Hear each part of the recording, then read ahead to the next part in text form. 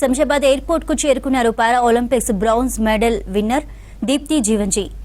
ఆమెకు ఘన స్వాగతం పలికారు అభిమానులు. పారా ఒలింపిక్స్ లో 400 మీటర్ల T20 విభాగం ఫైనల్స్ లో 55.82 సెకండ్లలో రేస్ ను కంప్లీట్ చేసి కాంస్య పతకం గెలిచారు.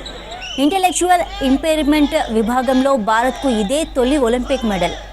వరంగల్ జిల్లా కల్లెడ గ్రామంలో జన్మించిన దీప్తి జీవన్జీ జపాన్లో జరిగిన వరల్డ్ పారా అథ్లెటిక్స్ ఛాంపియన్షిప్లో రికార్డు సృష్టించింది.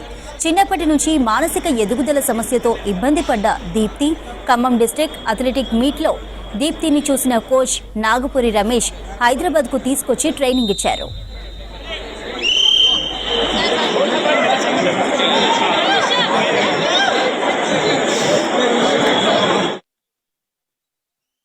సార్ మేము మన దేశానికి మెడల్ తీసుకొచ్చినందుకు మేము చాలా హ్యాపీగా ఫీల్ అవుతున్నాం సార్. మేము గోల్డ్కు ఎక్స్పెక్ట్ చేసినాం. పాపకు కొంచెం వాతావరణం అనుకూలించక కొద్దిగా ఫీవర్ వల్ల పాప బ్రాంజ్ మెడల్ తీసుకొచ్చింది. అయినా మేము సంతోషపడతాను.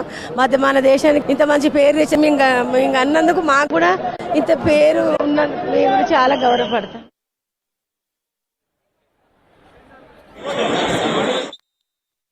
మన ఇండియాకి ఒక పేరు తెచ్చిన దీప్తి దేశానికి పేరు తెచ్చింది కాబట్టి నాకు చాలా గర్వకారంగా ఉంది.